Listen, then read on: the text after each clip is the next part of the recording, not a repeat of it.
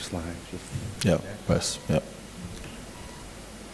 Marhaban, or as I learned yesterday from His Excellency, marhabtin. Twice the greetings to all of you. In the SF, Ana Atala Arabia, Shokran. Shokran jazilan. Masa al-khir. Translation? So- Translation, please. What's that? Translation, please. So thank you very much. Thank you for being here. Fal atun jahisun? Fal nabda. Let's begin. So I have a long history in promoting transparency in federal spending. If there is time, I would like to get into telling some of that story. But first, just a few minutes ago, something dawned on me. It's sort of a metaphor or a hypothetical situation. We're talking about open data, open government today. So you are my friend, you come to my house, you say, I would like to know about you and I would like to know about what you have, like what do you own? And I say, okay, we'll come into this room and I will show you. In this room I have 100 boxes. And I say, in these boxes are my possessions. So I will let you look in these boxes. I will let you look in 99 of these boxes, but one I would like to keep private. So you look in each one of the 99 boxes, in each box you find $1, right? So you're like, all right. $99, one box I can't see. Maybe he's being clever. In the 100th box, he has $10, so I have $109. In all actuality, I have $1 million in the 100th box, right? Have I been transparent? Have I been 99% transparent? I think you get the idea. So I'm so humbled and honored to be here. I have to tell you, I have been studying Islam for a number of years. I'm just really quite amazed by it. Of course, it's a religion like any other religion in many ways. We talk about the same things. But there are some interesting angles. There's a certain way that, at least the English translation, I'll be honest, I cannot read Arabic, addresses some issues, and we'll kind of talk about that today. So I received an email upon arriving here in Abu Dhabi from a professor who is from here and is now teaching at MIT. He's working on some projects. And he said, hey, I heard you're speaking at this conference. Let me know if I can help. I said, please do. So I sent him an email. I asked him, I said, look, I'm going to say this. I'm going to say marhaban. Is that okay? And he said, oh, it's fine. This is good. But he did say one thing. He got to the end of the email and he said, whatever you do, do not show slide number 2. Don't show that slide. I said, well, it's too late. It's already submitted. It's already in the deck. It's already loaded on iPads everywhere. It's too late. And I explained to him, look, I'm not making a personal opinion or statement about slide number 2. These are facts. Okay, so I just want to say before I push slide number 2 that I am not condoning or criticizing the information on these slides. I'm merely pointing out that these are realities on the ground. And there's an expression, I've been working lately with some folks in the military in the United States, some funny stories I'll share if there's time. There's an expression called ground truth. And what this means is, look, I've read the media reports, I read the analyst report, I got my intel from the CIA, et cetera. They all say this area is safe, but guess what? Bullets are flying over my head. So I don't really care what your report says. I know that the ground truth right now is I'm getting shot at. Right? So ground truth is kind of what I try to help people understand when dealing with software and technology. So we take briefings from vendors all the time. I kind of view software executives as like politicians. You have to ask them very clever questions in very clever ways to reveal kernels of information from them. So with that, let's begin. So we live in interesting times, my friends. We really do. Of course, that stems from a Chinese expression, may you live in interesting times. It is not a well wish. When someone says, may you live in interesting times, they're not really wishing you well. It's sort of a play on words. So Hosni Mubarak, of course, was deposed. And you could argue that Twitter, a little Tweety bird, some social media mechanism, technology, played a very significant role in this transformation, which is huge. Just for a personal note, I care very much about people. People I've never met, I care about them. I don't want to see bloodshed and crazy things. In fact, there's a line in the Quran that really struck me. It says, and forgive me if I don't get it exactly right, but there's a part where the prophet says to the people that there will be a shaitan that will come down to the world. And the people said, what? Why would you do this? We are worshiping you and praising your name. Why would you send someone to cause mischief and shed blood? And I love the response. The response is, surely I know what you do not know. That one just blew me away. In English, we'll say, like in Christian dialect, if you will, we'll say, the Lord works in mysterious ways. It's the same thing. It's just a more poignant, sort of compelling way of saying it. So this happened. This is reality. In the world of media, I'm in the media. I've been in the media my whole career. And in the last 15 years, there has been an absolutely stunning transformation to media. There's a site called Craigslist in the United States. It was founded by a guy in San Francisco. It's basically a free classified advertising system. The San Francisco Chronicle is the daily newspaper in San Francisco. It's a huge paper. It's a huge force. It's a powerful force. Craigslist, by certain estimates, gutted 50% of their revenue, because most of the revenue came from classified advertising. So all of a sudden, in the span of a year, they lost half of their revenue. There was a story, all over the United States, it lingered, it languished for like 2 years.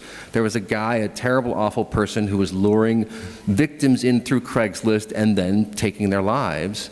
And the media called that person the Craigslist killer, right?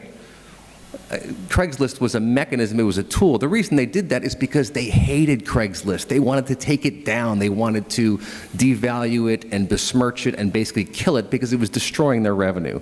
So this is something important to understand. So I love philosophy, and a few years ago, I was reading Lao Tzu, who is a Chinese philosopher. And I happened to be reading this book called Understanding the Mysteries, which is a collection of his works. I happened to be reading it right as the Affordable Care Act, aka Obamacare, was being discussed, right? And what he said is, Lao Tzu said, when the laws are complex, the bandits will abound. So think about what that means. I can tell you this, no human being can consciously obey a law that he or she does not understand. You can't do it.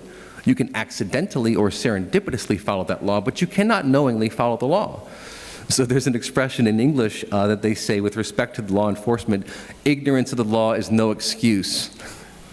Well, when these laws are 2,000 pages long, written in a syntax that even Einstein would have difficulty translating, that's a significant challenge. So here's the point. When you have so many laws that they are so complex, what happens ultimately is that enforcement becomes arbitrary. Just the other day in heated testimony in the United States, the Attorney General, Eric Holder, said something to the effect of, we have great latitude in enforcing our laws. Well, that's true. And here's the deal. That has always been true. It is true today. It always will be true. What I would put forth to you is the sort of concerning part to me is for someone in that position to say that to Congress. What is the implication of those statements? Okay, so all roads lead to Rome. I can't remember the Latin. I took Latin years ago, but there was a sign. It was all over the Roman Empire. It said all roads lead to Rome. It was sort of a communication, hey, we're in power. Don't forget that. So I say all roads lead to open government. I'm quite sure that's true. So, but how? We need policies, procedures, and practices, right? Policies are very difficult to write. Anyone who's ever tried to write policies, I can tell you right now, it's not an easy thing to do. The simpler, the better. Mark Twain has a very a funny quote. He's just a very funny man, very witty man. He once said, I'm sorry for writing you such a long letter. If I had more time, I would have made it shorter. Right? And this is a point about poignancy, about being direct, about being clear. As someone who has been in the business of writing for 25 years, I can tell you this, you will never, ever predict every way that someone can misinterpret what you're saying. It happens all the time. Communication, a lot of people think communication is easy. Communication is very, very difficult, especially written communication. This is why people get in fights online, in chat rooms and so forth, because people will presume that you mean things that you don't mean at all. That's why it's important to speak to people in person, to look them in the face and talk to them to gauge their reactions. So policies are very difficult to write. Procedures also is very difficult to write. If you've ever bought something from IKEA or some other place and you try to assemble it, you try to read those instructions, holy Christmas. That's why they have pictures, so you can look at the pictures and figure out what to do. Trying to read, like, take object D, put it into the lateral component of object M. You're like, what? You're looking at all the pieces, like, good luck trying to figure that out. So practices must be devised that enable parties to collaborate. We hear about this. This is the sort of 2.0, or some people call it 3.0. Collaboration is going to be the key moving forward. I promise you that is true. So what happens when opacity rules? Now, these numbers are from memory. We have someone from the World Bank who is here. I'm not sure if she's in the room now. But I remember researching this back in like 2002 or 2003. I just love data. I love reading data and understanding numbers. That's probably why I'm in this business. I'm fascinated by it. But I got to the World Bank website and looked online, and there was a spreadsheet that showed the GDP for all the major countries in the world. The United States was listed as $10 trillion. Russia was listed at $340 billion. Now let's think about this for a second.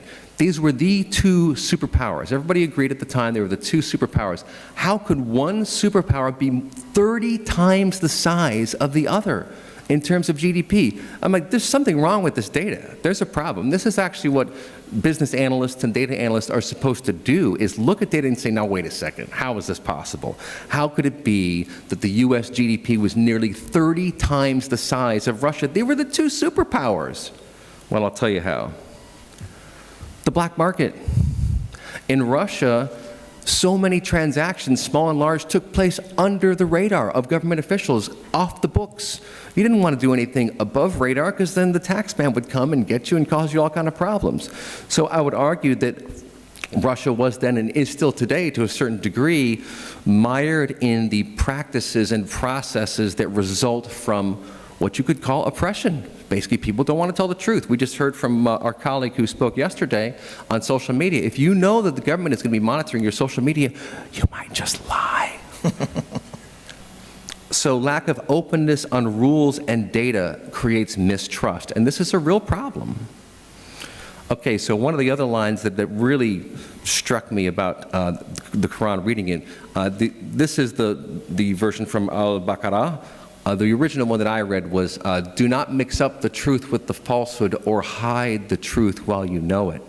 Ooh, that's a big one. Well, it's all over the place. You see it in the United States legal system where they say you have to raise your right hand and say, I swear to tell the truth, the whole truth, and nothing but the truth. Well, let's think about that. Tell the whole truth. How much time do you have? It's a pretty long story, right? You can't tell the whole truth, but the point is that it's an ideal. You're supposed to try to strive to think of what are the most important things I'm supposed to say right now. So is that a call for transparency in government? I would tend to think it probably is. Okay, so why not open government? Well, this is, of course, Edward Snowden. The point is that if you don't open up your government information, somebody else is probably going to do it for you. I mean, goodness gracious, this man was a big fan of the current administration until he got involved in some of these projects, and then he changed his mind so severely that he put his life in jeopardy. I can tell you, God bless this man. He is going to live a very harrowing life for the rest of his life. I can absolutely guarantee. And how funny is this? Talk about an inverted world. A U.S. citizen got political asylum